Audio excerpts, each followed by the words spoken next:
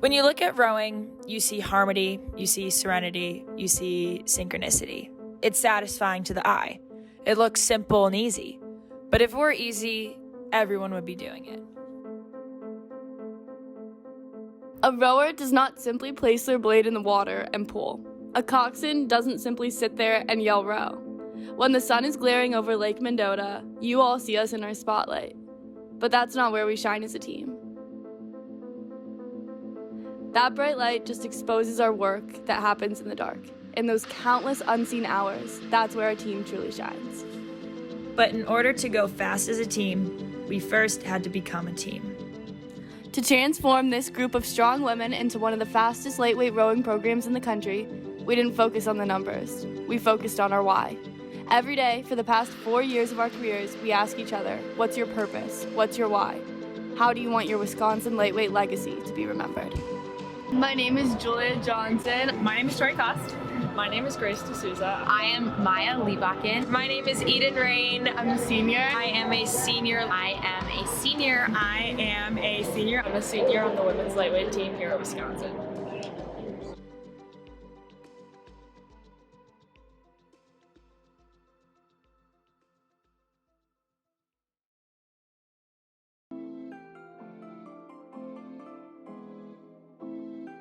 We are the brains of the boat.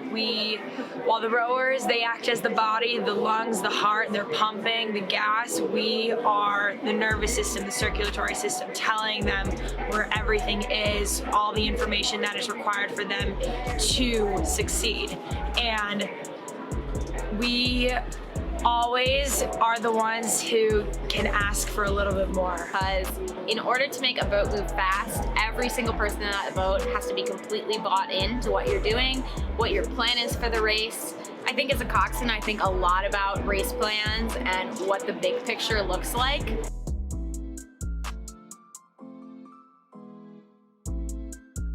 There is no sport that teaches you the discipline, the scrappiness, the grit, the just pure perseverance that rowing does. It's not a glamorous sport, you know, you don't hear about rowing results in the news, you know, it's not something that gets a lot of recognition, and that's not why we do it. We do it for our teammates, we do it for the pure love of the sport, and that intrinsic value that it has to us is, you know, it's about pursuing what you want to pursue in life because you love it, and rowing teaches you that to the fullest extent. You see all of these professional careers with these other sports, with basketball, with hockey, with football, you see the NFL, you see the minor leagues, you see, I mean, we really only have like the Olympic level really to look forward to after we graduate college. And that's what makes rowing separate from the other sports, is that we do this because we love to do this, because we want to be here. It's not because we do this for the money. We're in it for the contract. We do this because we seriously have that unspoken, raw heart, raw passion for the sport. That if you want to be a part of something because it makes you happy, because you're engaged, because you're passionate, do it. If it means waking up at 5 a.m. every morning, do it. And for me, it doesn't matter, you know, how much it hurts. It matters that I'm part of something that I love, and I'm part of something that's bigger than myself, and I'm contributing to my community and my team in a way that I wouldn't be able to do alone.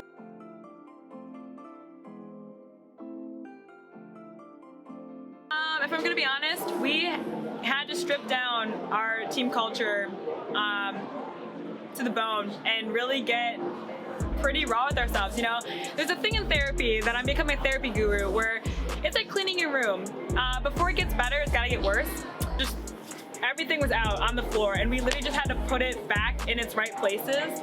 Our current team culture is really, it's fun. It's fun to, we always like to say like, it's fun to go fast. Like, it's fun to go fast. Like, we want to win. It's about the incremental changes that we made as a team and how we completely shifted the team culture in just 1 year. We went from feeling down on ourselves, being sorry and upset with our result, to being exhilarated at the finish line that we had managed to come together and create an entirely new boat of women that was so different from what we had put together the year before. The fact that we have a voice and we can say what we think and we can challenge the standard and we can ask for more and we can explore if there's a better or different way, like that's special and that's something a lot of teams don't have. I think that's what makes this year so different, is that our class and our coach are able to, look at the team as a whole and be like, okay, we're gonna have to do whatever it takes. For us to have a team culture like this, it took a lot of work and it took a lot of refining. It took 4 years. Honestly, the team from my freshman year is 180 degrees different than the team my senior year. We were a lot more authentic, I think, with, I'm gonna be real, like we literally just say what we need to say. There is really no sugarcoating it. The coaches don't sugarcoat anything either, and I think you just have to be really honest and authentic. If you're fake or you're not trying or you're here for the wrong reasons, like it's really gonna come out when the pressure's on.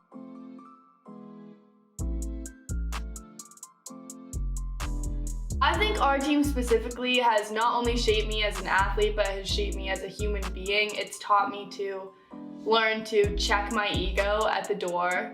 That's what we expect everyone to show up to, Camp Randall, to Cole Center, to the Boathouse, to wherever. Like, you show up, you can control your effort and your attitude. I don't think there's a single day I go to practice and don't think I cannot do a single push-up. I cannot do one more stroke, but you still do it. And rowing challenges you in that way that no other sport I've ever experienced has. It's taught me how to work with people who have different ideas of how to go about things than I do. It's taught me how to be a leader while respecting that there can be more than one leader. It's taught me humility. It's taught me resilience. It's all about going in with the mindset that you're gonna do whatever it takes.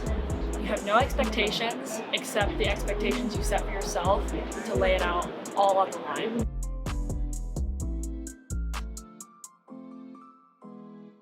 I need to be able to look at all of my teammates and be like, I couldn't have done more.